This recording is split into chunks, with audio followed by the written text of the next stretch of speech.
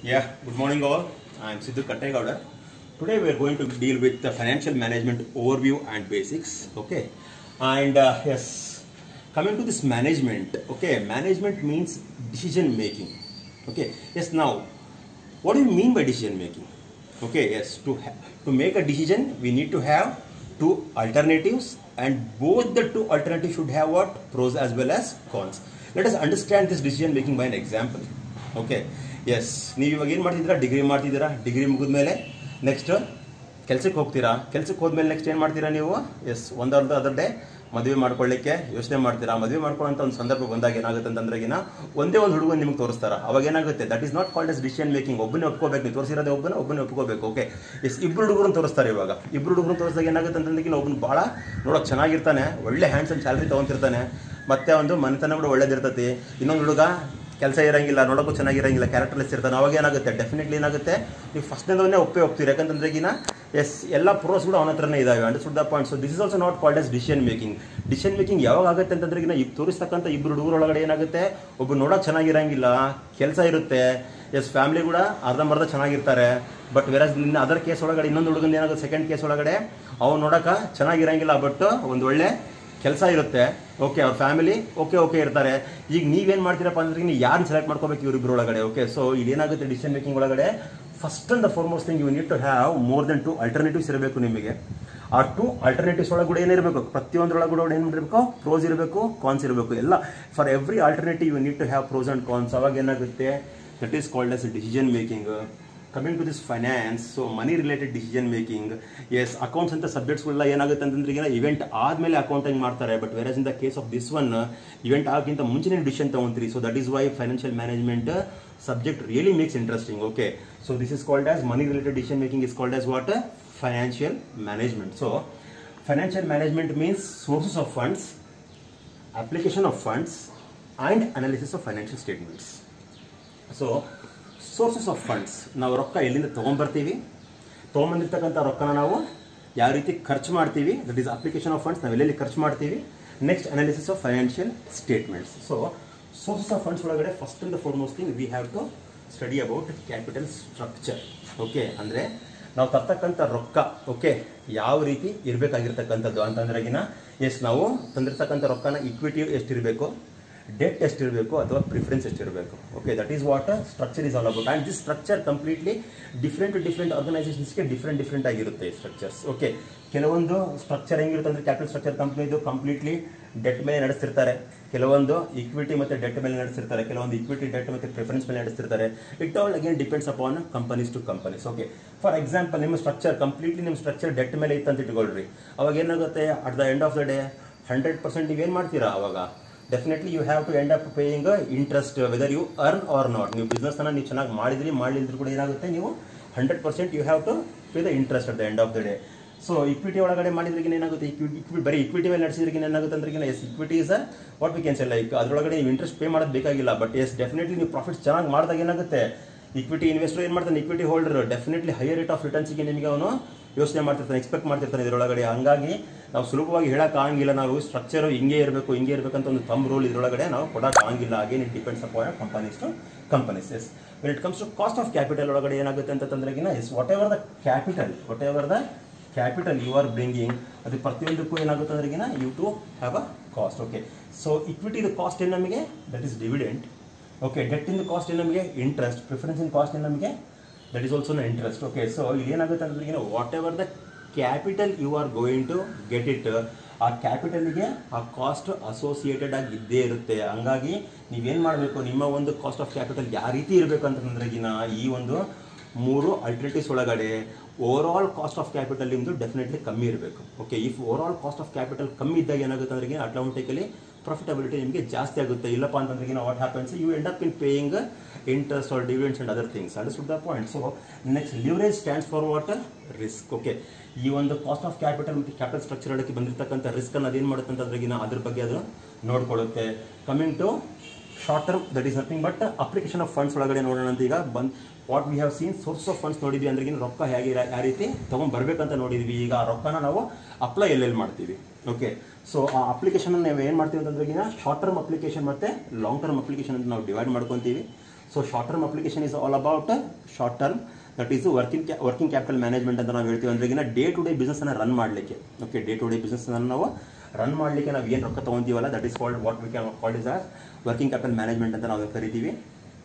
S, ಈ working capital management ಒಳಗಡೆ ಏನಾಗುತ್ತೆ ಅಂದ್ರೆ there is something called as positive working capital management, negative working capital management ಅಂತ ಕರಿತೀವಿ. ಕರೆಂಟ್ ಅಸೆಟ್ಸ್ ಕರೆಂಟ್ ಲೈಬಿಲಿಟೀಸ್ಗಿಂತ ಜಾಸ್ತಿ ಇತ್ತಪ್ಪ ಅಂತಂದ್ರೆ ನಾವು what we call it as positive ಅಂತ ಕರಿತೀವಿ ನಾವು ಅದನ್ನು. ಓಕೆ, ಅದೇ ರೀತಿ ಕರೆಂಟ್ ಲೈಬಿಲಿಟೀಸ್ ನಮಗೆ ಸಿಕ್ಕಾಪಟ್ಟೆ ಇತ್ತು ಅಸೆಟ್ಸ್ಗಿಂತ ಅಂತಂದ್ರೆಗಿನ ನೆಗೆಟಿವ್ ಅಂತ ಕರಿತೀವಿ. ಎಸ್, ಝೀರೋ ವರ್ಕಿಂಗ್ ಕ್ಯಾಪಿಟಲ್ ಯಾವಾಗ ಬರುತ್ತಪ್ಪ ಅಂತಂದ್ರೆಗಿನ when your receivables are much earlier than your payments. Okay, see this is most important kind of a thing. For example, ನೀವು ಒಂದು ಸೂಪರ್ ಮಾರ್ಕೆಟ್ ನೋಡ್ತೀರಾ. ಆ ಸೂಪರ್ ಮಾರ್ಕೆಟ್ ನೋಡಬೇಕಾದ್ರೆ ಏನಾಗುತ್ತೆ ಅಂತಂದ್ರೆ ನೀವು ಅನ್ಕೊಂತೀರೋ ಸಿಕ್ಕಾಪಟ್ಟೆ ಬಿಗ್ ಇನ್ವೆಸ್ಟ್ಮೆಂಟ್ಸ್ಗಳು ಬೇಕಾಗಿ ಸೂಪರ್ ಮಾರ್ಕೆಟ್ ನಡೆಸಲಿಕ್ಕೆ. Yes, definitely they are running on zero working capital, something very interesting, right? So ಅಲ್ಲಿ ಏನಾಗುತ್ತೆ ಅಂತಂದ್ರೆಗಿನ ಸೂಪರ್ ಮಾರ್ಕೆಟ್ನಲ್ಲಿ ಬರ್ತಕ್ಕಂಥ ವಸ್ತುಗಳಿಗೆ ಅವ್ರೇನು ಮಾಡ್ತಾರೆ, ಕ್ರೆಡಿಟ್ ಪೀರಿಯಡ್ 2 ಮಂತ್ಸು 3 ಮಂತ್ಸ್ ಆದಮೇಲೆ ಪೇಮೆಂಟ್ ಮಾಡ್ತಾರೆ.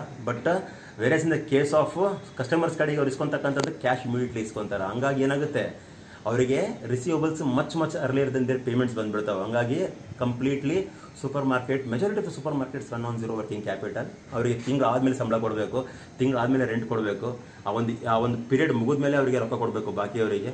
So in cases of railways also, okay, ರೈಲ್ವೇಸ್ಗಳು ಏನಾಗುತ್ತೆ ಝೀರೋ ವರ್ಕಿಂಗ್ ಕ್ಯಾಪಿಟಲ್ ಮೇಲೆ ನಡೆಸ್ತಾರೆ. ಪ್ಯಾಸೆಂಜರ್ ಫಸ್ಟ್ ಟಿಕೆಟ್ ತೊಗೊಂಡ್ಬಿಟ್ಟು ಆಮೇಲೆ ಪ್ರಯಾಣ ಮಾಡ್ತಾನೆ. ಓಕೆ, ಅವನು ಪ್ರಯಾಣ ಮಾಡಿಬಿಟ್ಟು ಟಿಕೆಟ್ ಕೊಡೋಂಗಿಲ್ಲ. So receivables are much earlier than their payments. So that is why it is called as zero working capital ಅಂತ ನಾವು ಕರಿತೀವಿ. ಅಂದರೆ without capital even businesses also can run. Okay, yes, coming to cash management.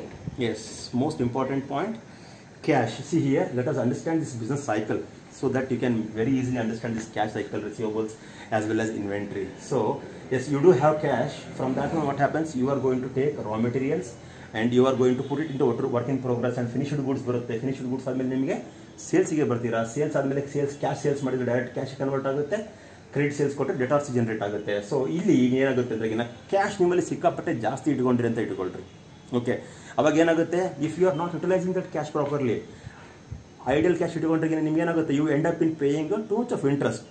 Simply understood the point. ಅದೇ ರೀತಿ ಏನಾಗುತ್ತೆ ಅಂತಂದ್ರೆ ನೀವು cash ಭಾಳ ಕಮ್ಮಿ ಇಟ್ಕೊಂಡಿದ್ದರಿಂದ ನಿಮಗೆ ಪ್ರಾಬ್ಲಮ್ ಏನಾಗುತ್ತೆ, ಅಟ್ ಟೈಮ್ಸ್ ನೀವು ರಾ ಮೆಟೀರಿಯಲ್ಸ್ ತರಬೇಕಾದ್ರೆಗಿನ, ಓಕೆ, ನಿಮ್ಮ ಹತ್ರ ಕ್ಯಾಶ್ ಅವೈಲಬಿಲಿಟಿ ಅವತ್ತಿನ ದಿನ ಇತ್ತಂತಂದ್ರೆಗಿನ ಅವಾಗ ಏನಾಗುತ್ತೆ ಅಂತಂದ್ರೆಗಿನ ನಾವು ಹೇಳ್ಬೋದು, ಕ್ಯಾಶ್ ಏನಾದರೂ ನೀವು ಕ್ಯಾಶ್ ಕೊಟ್ಟು ಏನಾದ್ರು ತೊಗೊಂತಿದ್ದೀರಾ ರಾ ಮೆಟೀರಿಯಲ್ಸ್ ಅಂತಂದ್ರೆಗಿನ, ಕ್ರೆಡಿಟ್ ಮೇಲೆ ಇಲ್ದಂಗೆ ಕ್ಯಾಶ್ ಕೊಟ್ಟು ತೊಗೊಂತಿದ್ದೀರಾ ಅಂತಂದ್ರೆಗಿನ what happens, we are going to give you 50% discount ಅಂತ ಕೆಲವೊಂದು ಆಫರ್ಸ್ ಬರ್ತವೆ. ಓಕೆ, ಆ ಟೈಮ್ ಒಳಗಡೆ ನಿಮ್ಮ ಹತ್ರ ಕ್ಯಾಶ್ ಇಲ್ಲ ಅಂತಂದ್ರೆ, if you are not having a cash at that point of time, you end up losing such opportunities. So cash management all tells us about how much we have to hold the cash. If we are holding the cash too much, definitely it will be idle and we are ending up in paying the interest. ಅದೇ ರೀತಿ ನಮಗೆ ಕಡೆ cash ಜಾಸ್ತಿ ಇಲ್ಲಪ್ಪ ಅಂತಂದ್ರೆಗಿನ rare opportunities ನಾವು miss ಮಾಡ್ಕೊಳ್ತಕ್ಕಂಥ position ಕೂಡ ಬರ್ತೈತಿ. So that is what cash management tells us.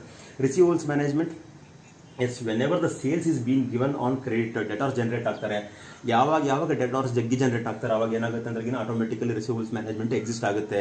So huge amount of debt ನಾವು ಸೇಲ್ಸ್ ಕ್ರೆಡಿಟ್ಸ್ ಮೇಲೆ ಕೊಟ್ಟಾಗ ಏನಾಗುತ್ತೆ ಅಂದ್ರೆ ರಿಸೀವಲ್ಸ್ ಮ್ಯಾನೇಜ್ಮೆಂಟ್ ಜಾಸ್ತಿ ಹಾಕೊಂತ ಹೋಗುತ್ತೆ.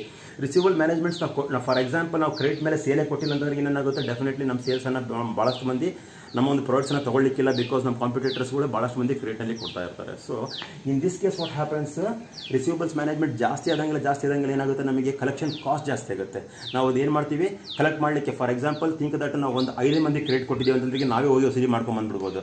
But whereas in the case of ನಾವು ಒಂದು 5,000 ಮಂದಿ ಕ್ರೆಡಿಟ್ ಕೊಟ್ಟಿದ್ದೀವಿ ಅಂತ ಇಟ್ಕೊಳ್ಳಿ ನಮ್ಮ ಬಿಸ್ನೆಸ್ ಒಳಗಡೆ, ಅವಾಗ ಏನಾಗುತ್ತೆ, ಆ 5,000 ಮಂದಿ ನಾವು ಕಲೆಕ್ಟ್ ಮಾಡ್ಕೊಂಡು ಬರೋಕೆ ಹಂಗೆ ಒಂದು 10 ಹುಡುಗರು ನೀಡಬೇಕು, ಮತ್ತೆ 500 ಮಂದಿ ಒಬ್ಬೊಬ್ರು ಕಲೆಕ್ಟ್ ಮಾಡಂತಂದ್ರೆ so that will be our cost again. Understood the point. Receivable management ಇಂದ ಜಾಸ್ತಿ ಆದಂಗೆ ಏನಾಗುತ್ತೆ, ಕಲೆಕ್ಷನ್ ಕಾಸ್ಟ್ಗಳು ಜಾಸ್ತಿ ಆಗುತ್ತೆ. ಆ ರೀತಿ ನಾವು ರಿಸೀವಬಲ್ ಮ್ಯಾನೇಜ್ಮೆಂಟ್ ಒಳಗಡೆ ನಾವು ರಿಸೀವಬಲ್ ಮ್ಯಾನೇಜ್ಮೆಂಟ್ ಕಮ್ಮಿ ಮಾಡ್ಕೋಬೇಕಂದ್ರೆ ಏನಾಗುತ್ತೆ, ನಮ್ಮ ಸೇಲ್ಸ್ ಮೇಲೆ ಹೊಡ್ತಾ ಬೀಳ್ತದೆ. So this is also a very difficult thing. ಇದ್ರೊಳಗೆ that is what I told you, decision making is always what we can say, ಈ 2 ಆಲ್ಟರ್ನೇಟಿವ್ಸ್ ಒಳಗಡೆ ನೀವು ಚೂಸ್ ಮಾಡ್ಕೋಬೇಕು, which one you need to go head with. Okay, ಅದೇ ರೀತಿ inventory management. Inventory ಜಾಸ್ತಿ ಇಡೋದ್ರಿಂದ ನಮಗೆ ಏನು ಲಾಭ ಇದೆ, ಇನ್ವೆಂಟ್ರಿ ಕಮ್ಮಿ ಇಡೋದ್ರಿಂದ ನಮಗೆ ಏನು ಲಾಭ ಇದೆ ಅಂತಕ್ಕಂಥದ್ದನ್ನು ನಾವು ಈ ಇನ್ವೆಂಟ್ರಿ ಮ್ಯಾನೇಜ್ಮೆಂಟ್ ಒಳಗಡೆ ಕಲಿತೀವಿ. Coming to this long term application, yes, even we call it as investment decisions, capital budgeting ಅಂತ ಕರಿತೀವಿ ನಾವು ಇದನ್ನು.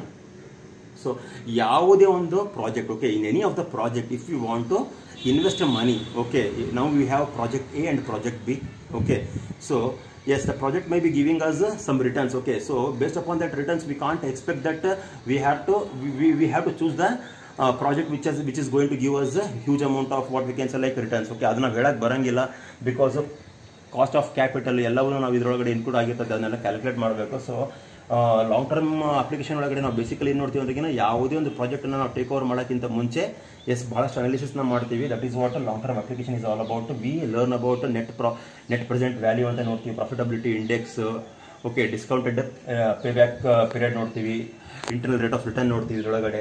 Next coming to this analysis of financial statements ಒಳಗಡೆ ನಾವು ಬೇಸಿಕಲಿ ಏನು ನೋಡ್ತೀವಿ ಅಂತಂದ್ರೆ ಬಿಸ್ನೆಸ್ ಸ್ಟಾರ್ಟ್ ಮಾಡೋಕ್ಕಿಂತ ಮುಂಚೆ ನಾವು ಕೆಲವೊಂದು ಎಸ್ಟಿಮೇಷನ್ಸ್ ಮಾಡ್ಕೊಂಡಿದ್ವಿ. ಓಕೆ, ಆ ಎಸ್ಟಿಮೇಷನ್ಸ್ ಪ್ರಕಾರ ನಾವು ಇವತ್ತಿಗೂ ನಿಂತ್ಕೊಂಡಿದ್ದೀವಿ. ಆಸ್ ಪರ್ ದ ಎಸ್ಟಿಮೇಷನ್ಸ್ಗೆ ಆ್ಯಕ್ಚುಲಿಗೆ ಏನೇನು ಡಿಫ್ರೆನ್ಸಸ್ ಇದಾವೆ ಅಂತಕ್ಕಂಥದ್ದನ್ನು ನಾವು ಅನಾಲಿಸಿಸ್ ಆಫ್ ಫೈನಾನ್ಷಿಯಲ್ ಸ್ಟೇಟ್ಮೆಂಟ್ಸ್ ಒಳಗಡೆ ನೋಡ್ತೀವಿ.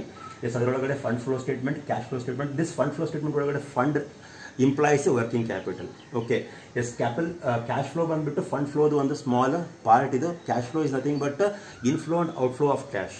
ಓಕೆ, ಫಂಡ್ ಫ್ಲೋ ಒಳಗಡೆ ನೀವು ಬಹಳಷ್ಟು ಕೇಸಸ್ನ ಕಲಿತೀರಿ. ರೇಷಿಯೋ ಅನಾಲಿಸಿಸ್ ಒಳಗಡೆ ಏನು ಮಾಡ್ತೀರಿ ಅಂತಂದ್ರೆ ಎಷ್ಟು ರೇಷಿಯೋಸ್ ನೀವೇನು ಮಾಡ್ತಿದ್ದೀರಿ ಅಂತಂದ್ರೆ ನಿಮ್ಮ ಬಿಸ್ನೆಸನ್ನು ನೀವು ಅಸೆಸ್ ಮಾಡ್ಕೊತಾ ಹೋಗ್ತಾ ಇದ್ದೀರಿ. So this is all about what we can say like financial management in introduction as well as basics. Okay, thank you.